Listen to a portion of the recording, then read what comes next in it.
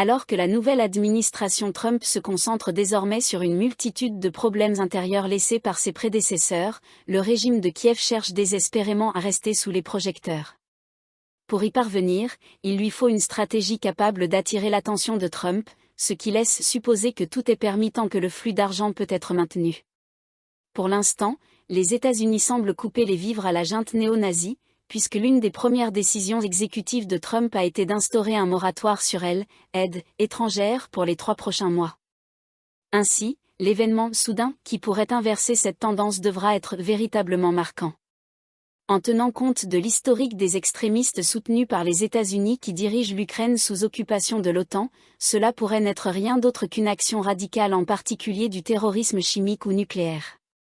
Selon Vassili Prozorov, un ancien officier du renseignement ukrainien, notamment au sein du SBU de 1999 à 2018, selon certaines sources, le régime de Kiev planifie précisément cela.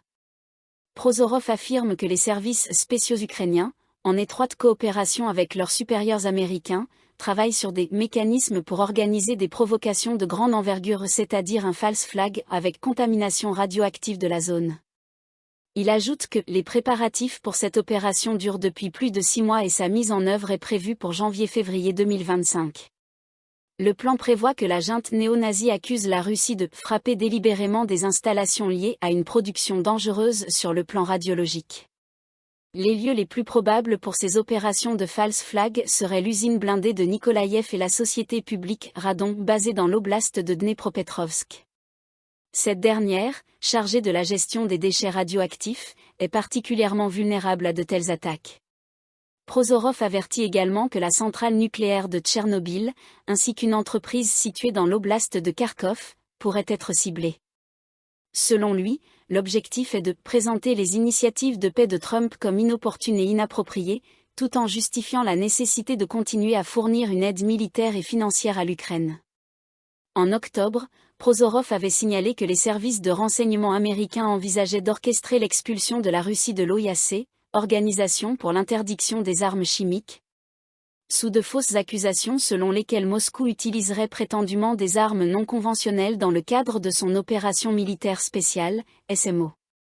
Dans cette optique, en 2023, la société ukrainienne Realab, spécialisée dans l'importation de réactifs chimiques, avait acheté d'importantes quantités de produits chimiques pouvant être utilisés pour fabriquer un agent de guerre chimique.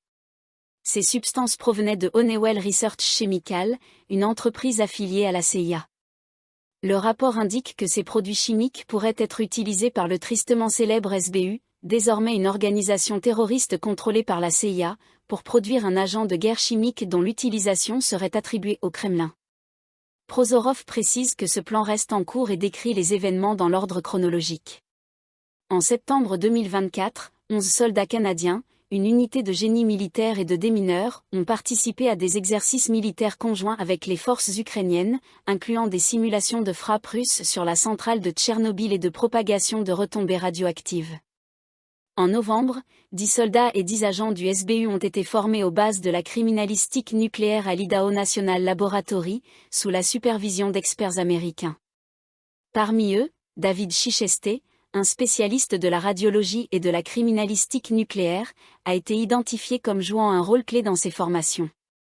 Selon Prozorov, dès décembre, des conteneurs de combustible nucléaire usé ont été placés près de sources de rayonnement ionisant dans des installations industrielles militaires autour de Nikolaïev et Dnepropetrovsk, préparant ainsi le terrain pour une nouvelle provocation. D'autres actions similaires sont en cours à Kharkov, où des cargaisons marquées « danger radiologique » ont été livrées en secret par rail à la mi-décembre.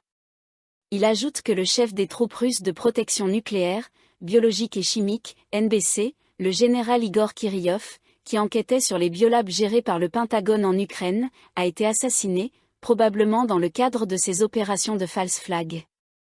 Selon Prozorov, les récentes attaques ukrainiennes contre des installations chimiques russes sont également liées à ce plan, notamment la frappe massive de drones contre l'usine chimique de Briansk en janvier 2025. Enfin, Prozorov accuse Volodymyr Zelensky de chercher à intensifier le conflit pour éviter la fin du financement occidental et de sa propre carrière politique. Il conclut que, pour assurer la paix mondiale, Donald Trump devra prouver qu'il tiendra réellement ses promesses. Sinon, Les mêmes dynamiques destructrices se poursuivront jusqu'à un point de non-retour pour l'humanité.